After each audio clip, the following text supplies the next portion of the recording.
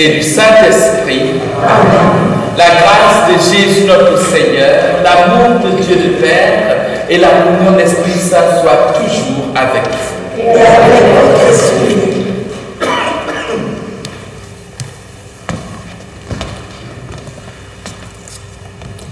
Temple de Dieu, détruisez ce sanctuaire et en 3 jours je le révélerai.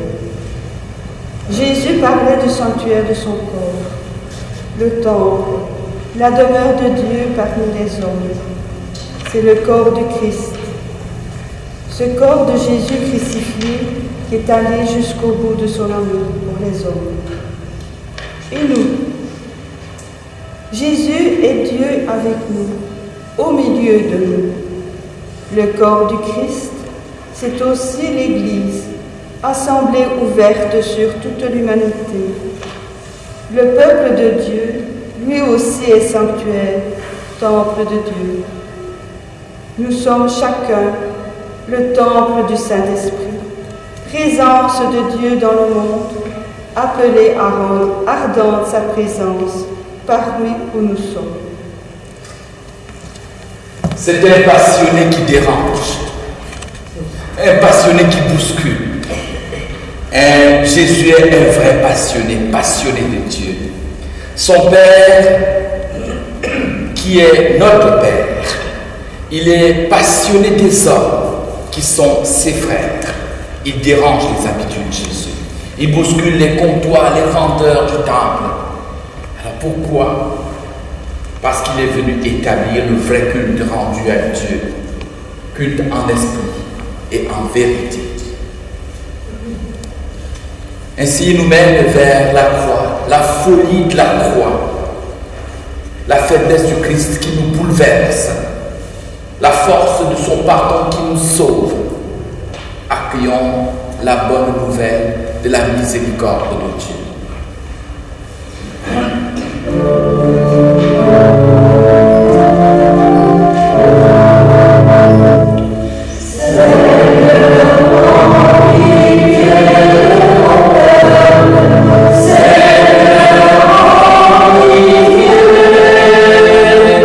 Seigneur,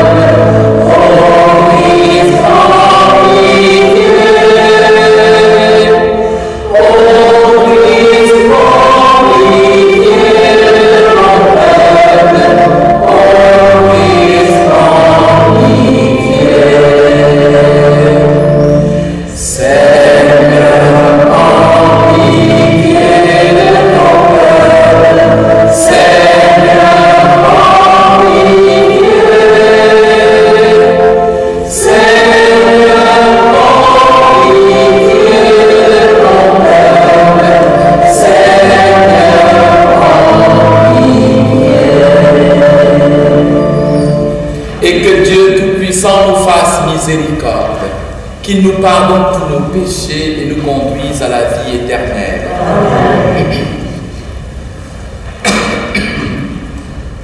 Prions le Seigneur.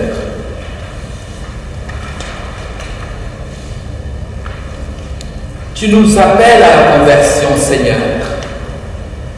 Et alors nous nous tournons vers toi. Nous voici donc réunis dans cette maison terrestre. Ici même, c'est toi qui nous accueilles. Le Christ se livre aux siens. L'Esprit conduit ton peuple dans l'unité. Prépare-nous un jour à entrer dans la demeure du ciel, où tu veux nous donner ta gloire en partage pour les siècles des siècles. Amen.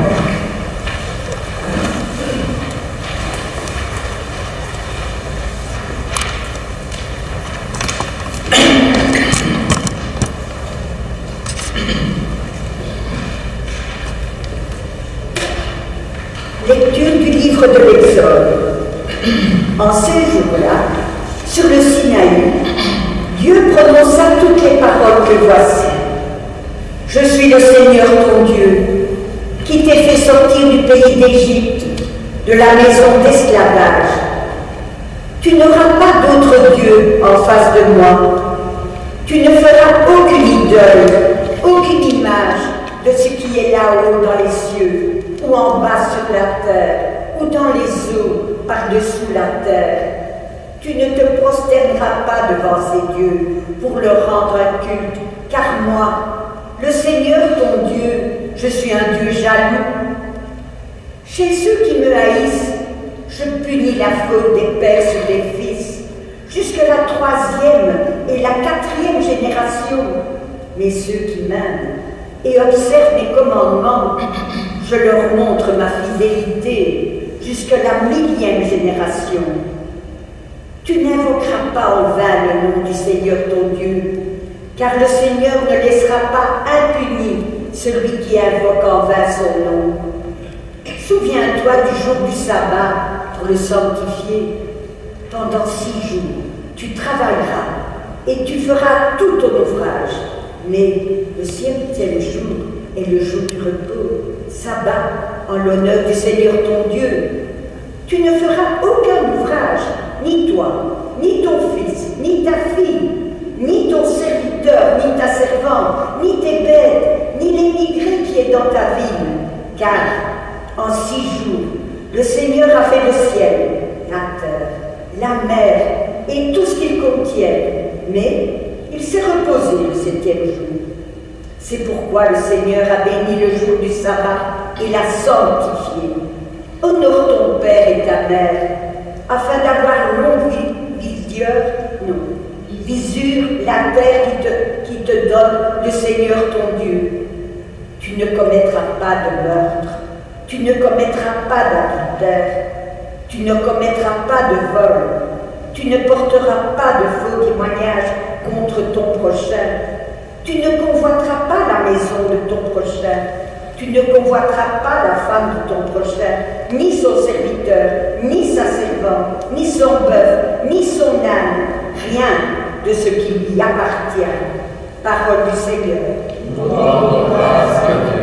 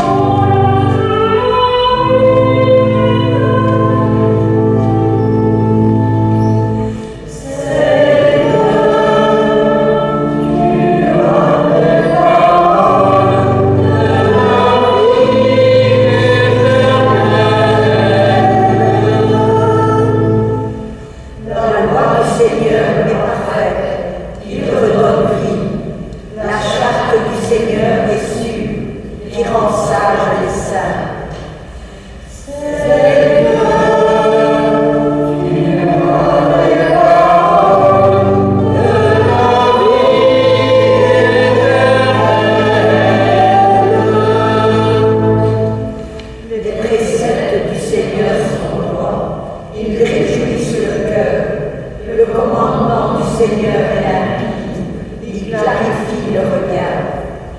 Seigneur,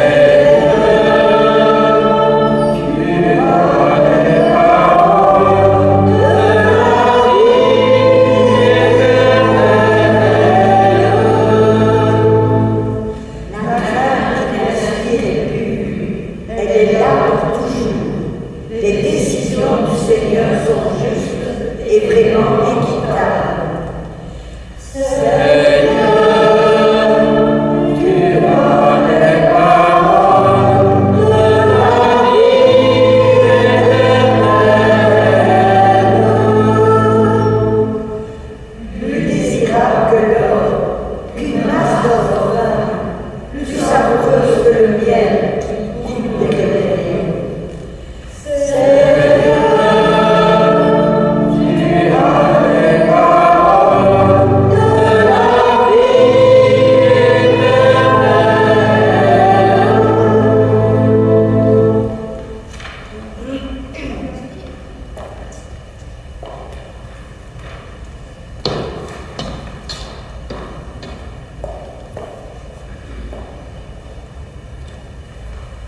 Lecture de la lettre de Saint Paul apôtre aux Corinthiens. Frères, alors que les Juifs réclament des signes miraculeux et que les Grecs recherchent une sagesse, nous proclamons un Messie crucifié, scandale pour les Juifs, folie pour les nations païennes. Mais pour ceux que Dieu appelle, qu'ils soient juifs ou grecs, ce Messie, ce Christ, est puissance de Dieu et sagesse de Dieu.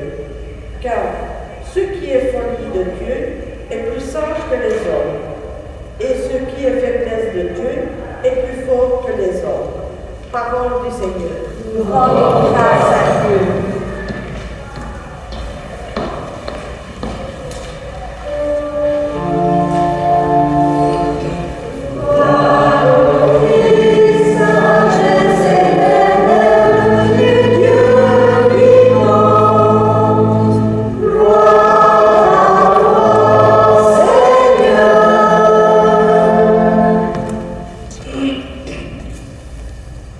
Dieu a tellement aimé le monde qu'il a donné son Fils unique, afin que ceux qui croient en lui aient la vie éternelle. Sagesse éternelle du Dieu vivant, gloire à toi, Seigneur. Le Seigneur soit avec vous. Bonne nouvelle de Jésus-Christ, selon Saint Jean. Gloire à toi, Seigneur. Comme la Pâque juive était proche, Jésus monta à Jérusalem. Dans le temple, il trouva installés les marchands de bœufs, de brebis et de colombes, ainsi que les changeurs. Il fit un fouet avec des cordes et les chassa tous du temple, ainsi que les brebis et les bœufs. Il jeta par terre la monnaie des changeurs, renversa leur comptoir et dit aux marchands de colombes, « Enlevez cela d'ici. Cessez de faire de la maison de mon père une maison de commerce. » Ses disciples se rappelèrent qu'il est écrit, « L'amour de ta maison fera mon tourment. » Des Juifs l'interpellèrent. « Quel signe peux-tu nous donner pour agir ainsi ?» Jésus leur répondit, « Détruisez ce sanctuaire et en 3 jours je le relèverai. » Les Juifs lui répliquèrent, « Il a fallu 46 ans pour bâtir ce sanctuaire, et toi, en 3 jours tu le relèverais. » Mais lui parlait du sanctuaire de son corps. Aussi, quand il se réveilla d'entre les morts, ses disciples se rappelèrent qu'il avait dit cela. Ils crurent à l'Écriture et à la parole que Jésus avait dite. Pendant qu'il était à Jérusalem pour la fête de Pâques, beaucoup crurent en son nom à la vue des signes qu'il accomplissait. Jésus, lui, ne se fiait pas à eux parce qu'il les connaissait tous. Il n'avait besoin d'aucun témoignage sur l'homme. Lui, en effet, connaissait ce qu'il y a dans l'homme.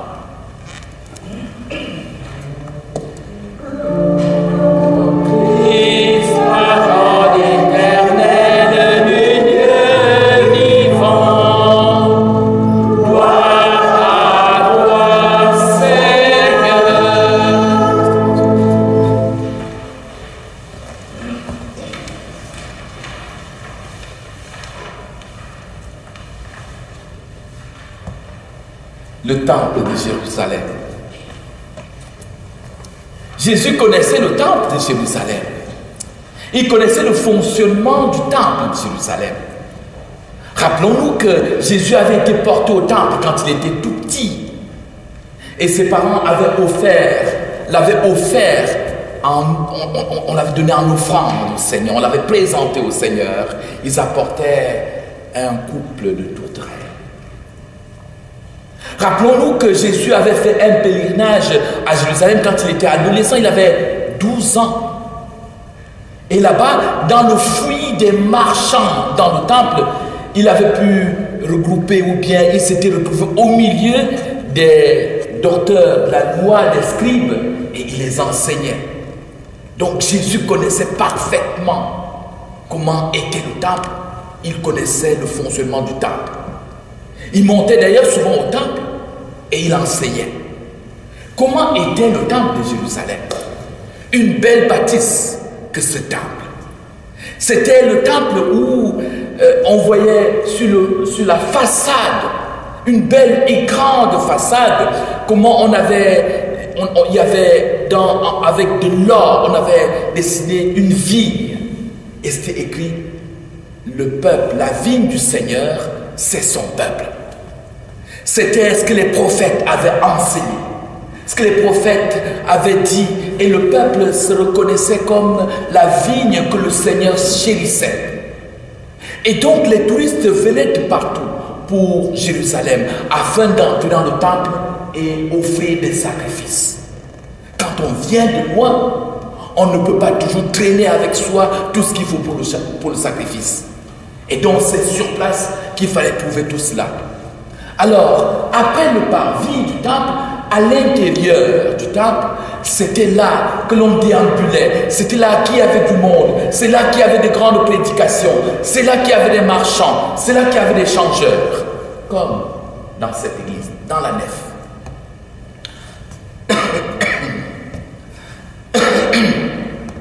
Et donc, à cet endroit, dans le temple, tous les gens qui étaient là étaient au service du culte, du sacrifice.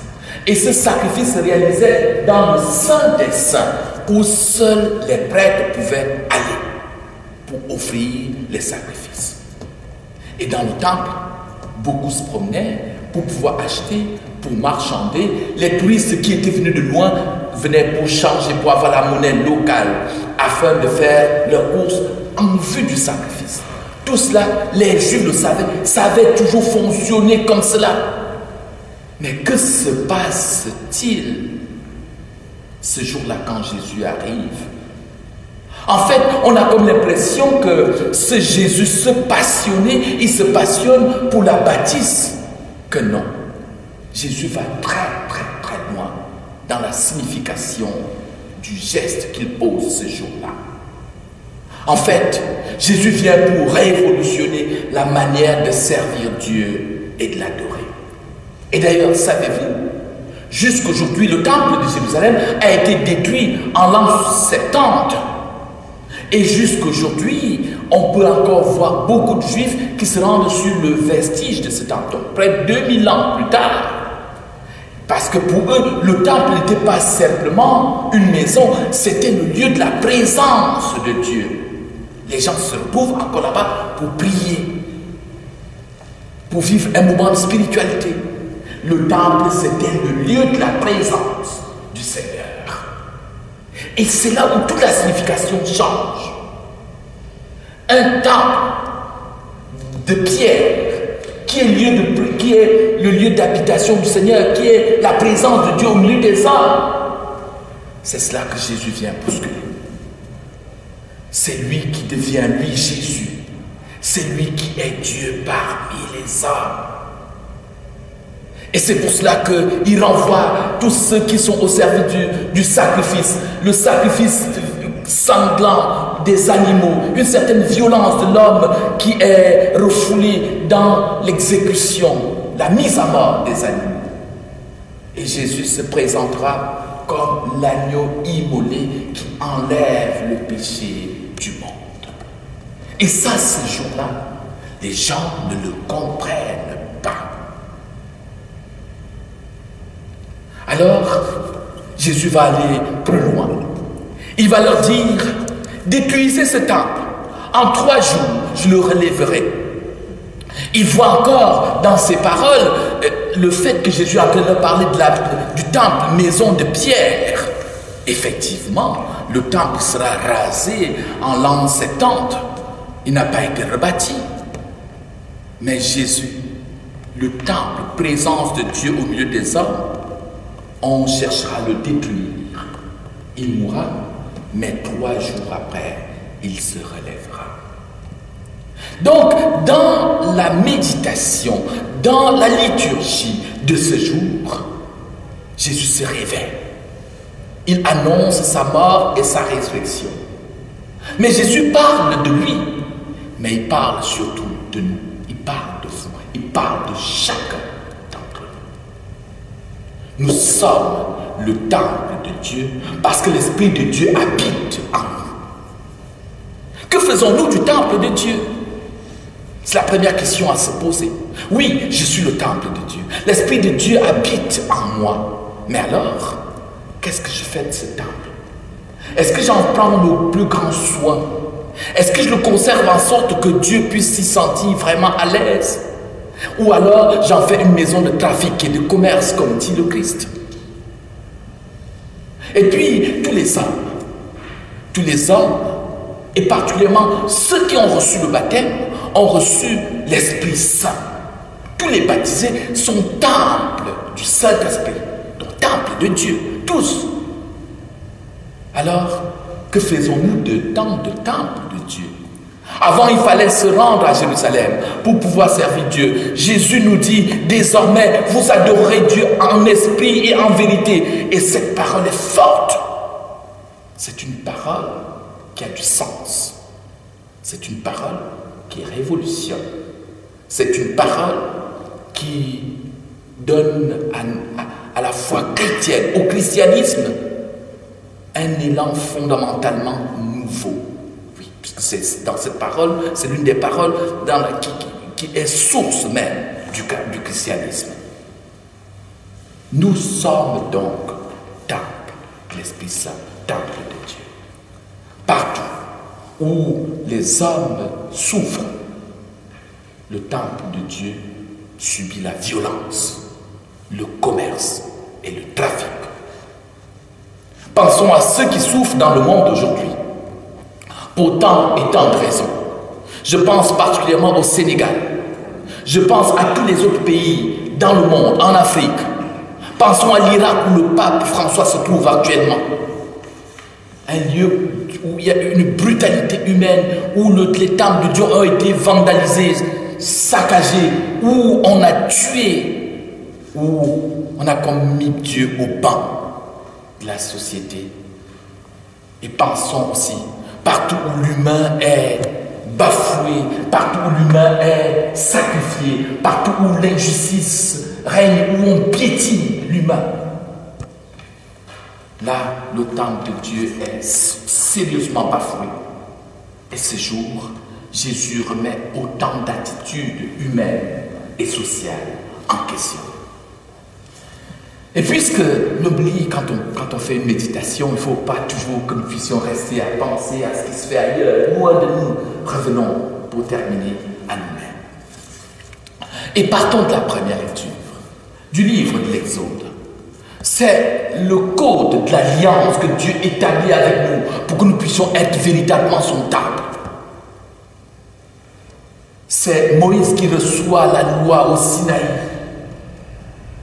Si nous sommes temple de Dieu, nous pouvons tout au moins, pour que ce temple puisse être toujours sacré, nous pouvons tout au moins suivre ce code, respecter les commandements au fil des jours. Et le temps du carême est un moment qui nous est propice pour pouvoir rendre ce temple encore plus beau, afin qu'au jour de la résurrection, nous puissions resplendir de la gloire de Dieu et que nous puissions, si le péché, si toute forme de brutalité, si toute chose en nous, même, disons même jusqu'aux instants en nous, on fait en sorte que ce temple puisse connaître le trafic et le commerce, que ce temple puisse être détruit, que qu'au jour de Pâques, nous puissions le rebâtir pour qu'il soit un temple nouveau qui est demeure de Dieu parmi les hommes.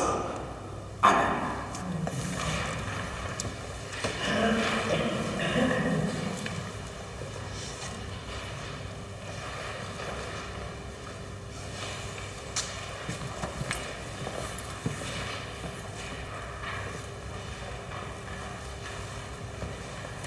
Disons ensemble, sœurs et frères, les termes de notre foi.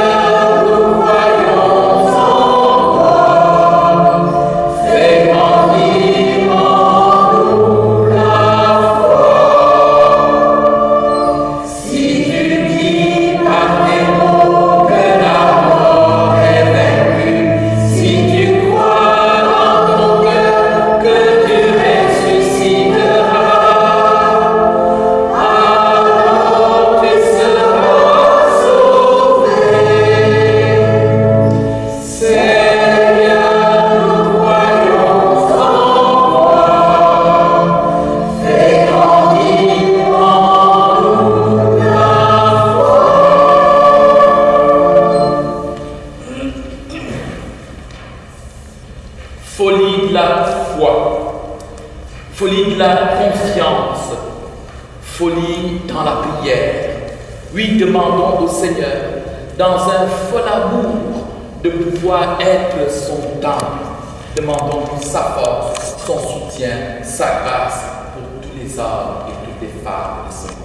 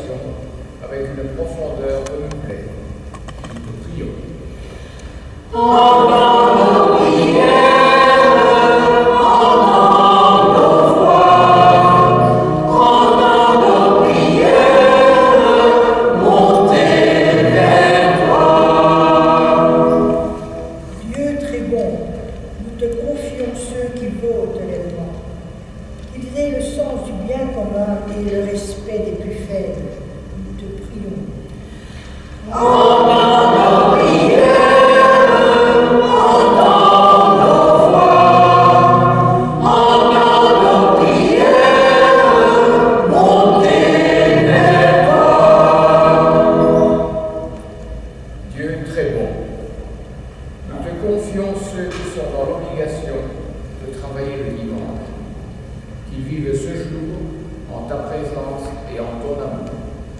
te prions.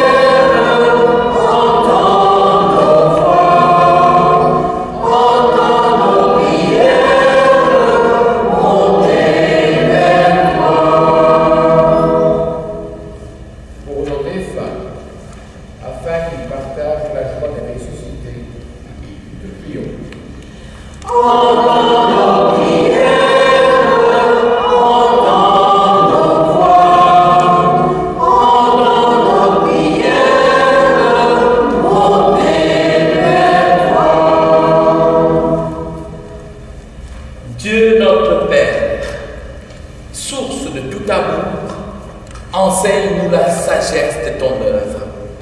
Au cœur de ce monde que nous te confions, apprends-nous à tenir notre place d'acteur de ton alliance nouvelle. Nous te le demandons par la victoire de la croix du Christ, ton Fils, qui vit et règne pour les siècles des siècles. Amen.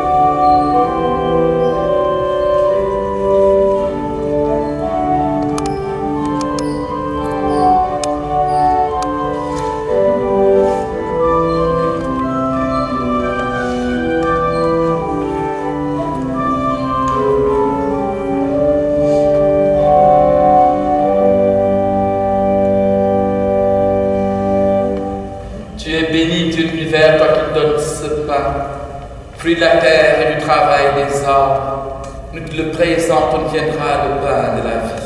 Béni soit Dieu maintenant et toujours.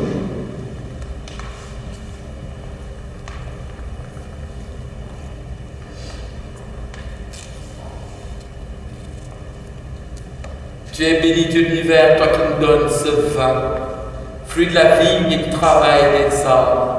Nous te le présentons, viendra le vin du royaume éternel. Béni soit Dieu maintenant et toujours. Humbles et pauvres, nous te supplions, Seigneur, accueille-nous. Que notre sacrifice en ce jour trouve grâce devant toi.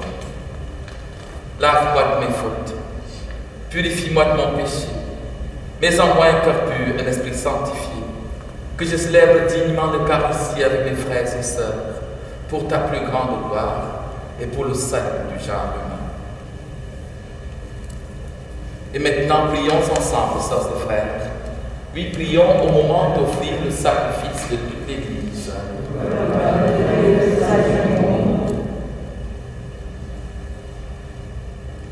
Pour la joie de ce temps de conversion que nous donne ta miséricorde, toi, le Père de tendresse, nous te bénissons. Il est venu le moment de tourner vers toi avec ce pain et ce vin, notre propre vie. Que vienne sur nous ta grâce et nous te bénirons aujourd'hui avant d'exulter de la joie pascale pour les siècles des siècles. Amen.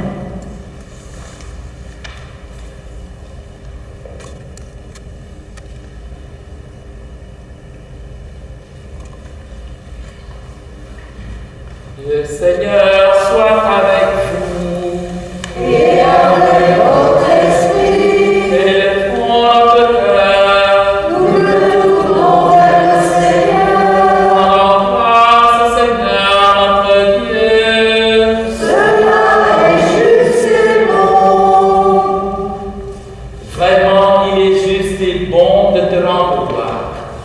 es juste et bon de t'offrir notre action de grâce, toujours et en tout lieu, à toi Père très saint, Dieu éternel et tout-puissant, par le Christ notre Seigneur. Chaque année, tu accordes aux chrétiens de se préparer aux fêtes pascales dans la joie d'un cœur purifié. Aujourd'hui encore, tu nous appelles à croire à ta parole et à ta résurrection. Et nous proclamons que ce qui est folie de Dieu est plus sage que les hommes, que ce qui est faiblesse de Dieu est plus fort que les hommes. Ainsi, en nous donnant davantage à la prière, en témoignant plus d'amour pour le prochain, fidèles aux sacrements qui nous ont fait naître, nous sommes comblés de la grâce que tu réserves à tes fils. C'est pourquoi, avec les anges et les archanges, avec les puissances dans tous les esprits bienheureux, nous chantons l'hymne de ta gloire et sans fin, nous portons.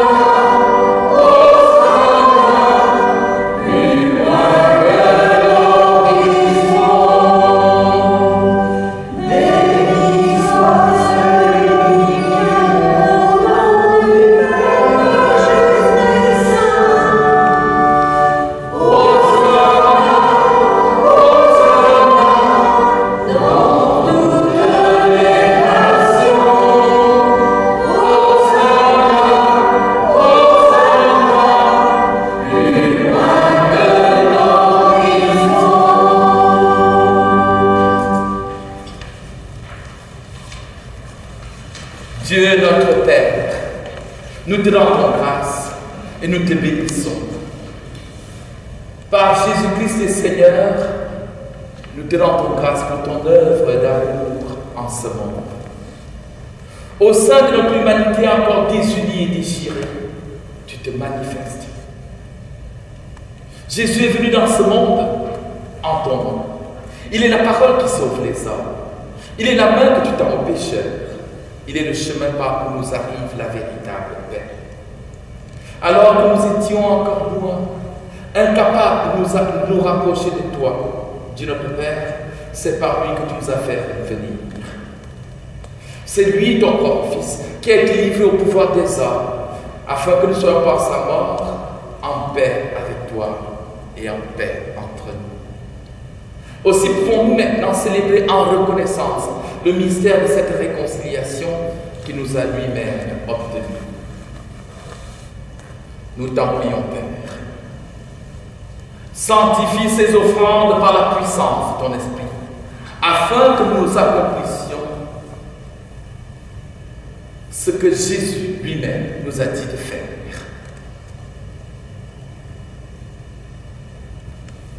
Au cours du repas qu'il partageait avec ses disciples, avant de s'offrir à toi pour notre libération, Jésus prit le pain. En te rendant grâce, il le rompit de ses propres mains. Puis, il le donna à ses disciples en disant, prenez, mangez-en tous. Ceci est mon corps livré pour vous.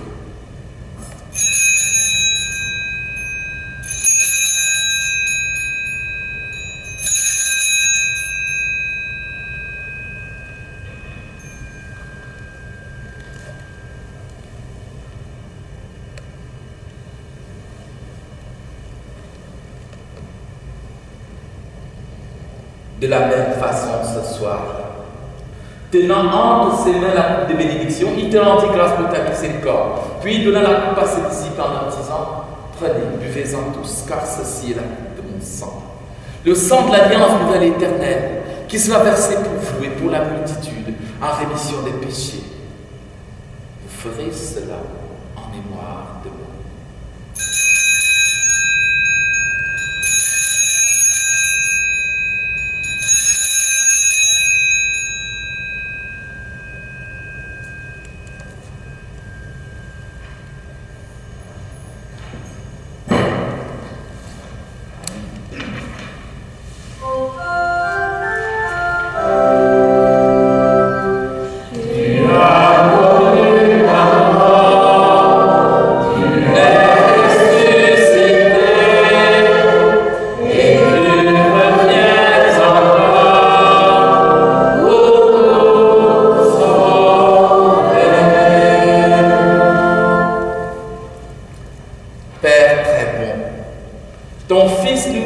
Ton Fils a laissé à ton Église ce mémorial de son amour. En rappelant ici sa mort et sa résurrection, nous te présentons cette offrande qui vient de toi, le sacrifice qui nous rétablit dans ta grâce. Accepte-nous aussi avec ton Fils bien-aimé.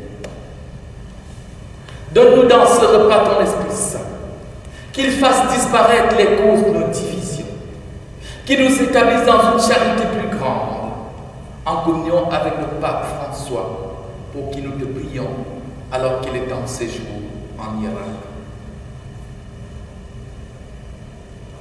En communion avec notre évêque Guy Arpini et avec tous les évêques à travers le monde. En communion avec le peuple de Dieu tout entier. Fais de ton Église en ce monde le signe visible de l'unité et la servante de la paix. Et comme tu nous rassembles aujourd'hui dans la communion de la bienheureuse Marie, Mère de Dieu, et de tous les saints du ciel autour de la table de ton Christ, daigne rassembler un jour les hommes de tout pays, de toute langue, de toute race et de toute culture au banquet de ton royaume. Alors nous pourrons célébrer l'unité enfin accomplie et la paix définitivement acquise par Jésus le Christ notre Seigneur.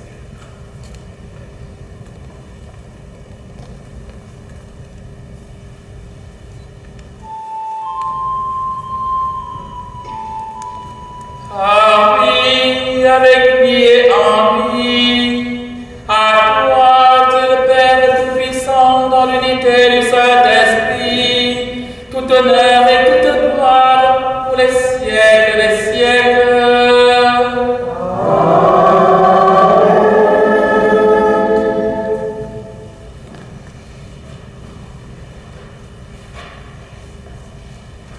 Unis par la même foi, unis dans un même Esprit Saint, disons avec confiance la prière que Jésus nous a enseignée.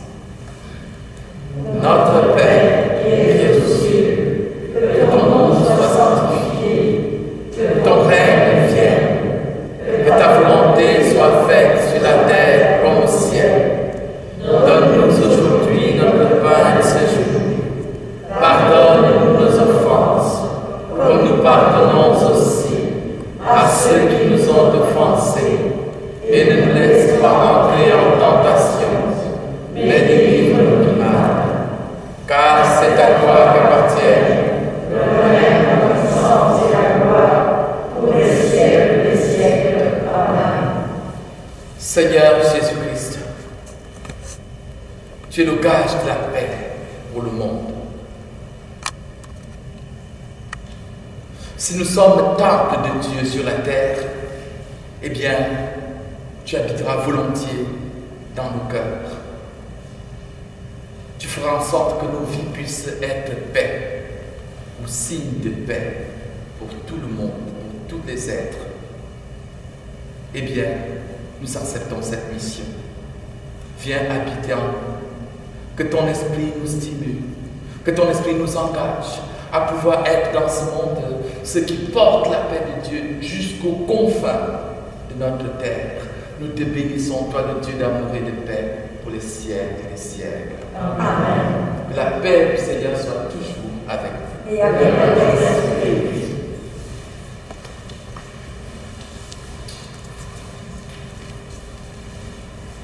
Jean-Jacques.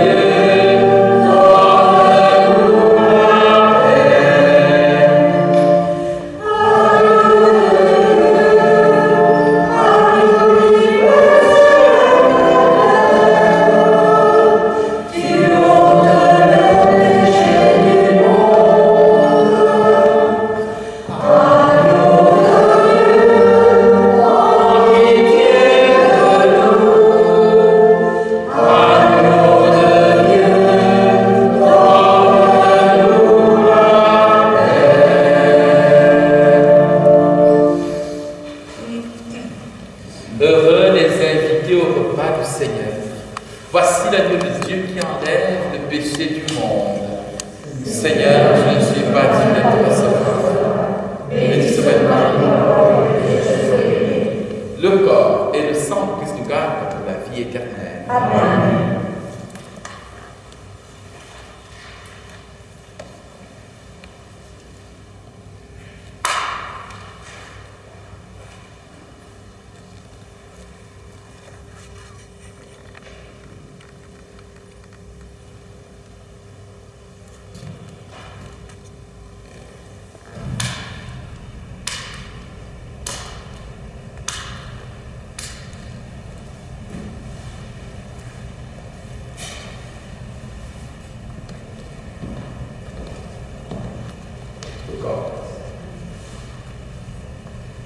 Le corps.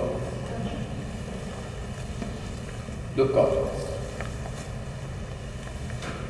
Le corps. Le corps. Amen.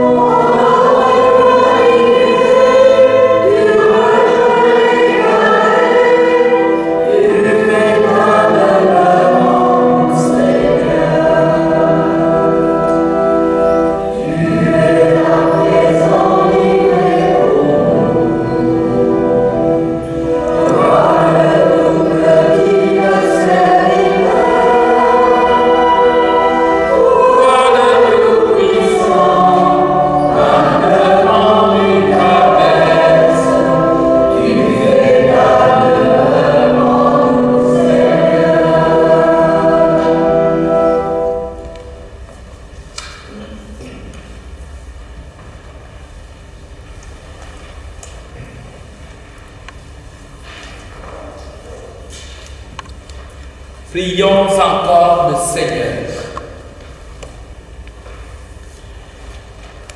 En recevant ton Fils, Dieu d'amour, nous devenons son corps. Ce temple qu'il a relevé en 3 jours. Nous t'en prions. Que l'Esprit Saint construise nos vies pour entrer dans une solidarité fraternelle qui témoigne de ta grâce maintenant et pour les siècles des siècles. Amen. Disons ensemble cette prière pour le 3e dimanche de Carême. Ton corps, ce sanctuaire de chair, Seigneur, je suis devant ton sel, comme devant un épais mystère. Qui es-tu pour choisir la colère?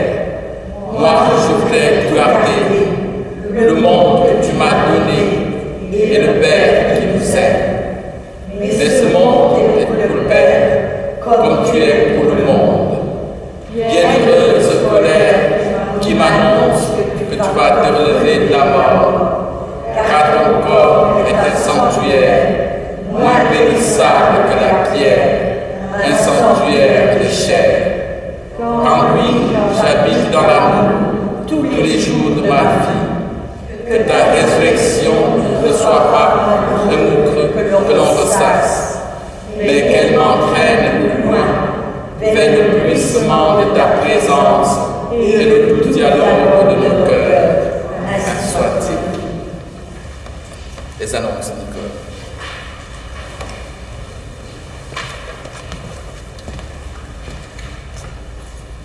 La collecte de ce week-end sera faite pour l'association Saint-Vincent-de-Paul. Ce vendredi 12 mars à 18h ici à Saint-Géry sera célébrée la célébration du pardon. Pour le week-end prochain, dimanche 14 mars à 9h15 ici à Bouffi, il y aura la célébration avec les enfants de Caté 3. Et à 10h45 à Chambord-Loup. La collecte du dimanche prochain sera la première collecte de Carême.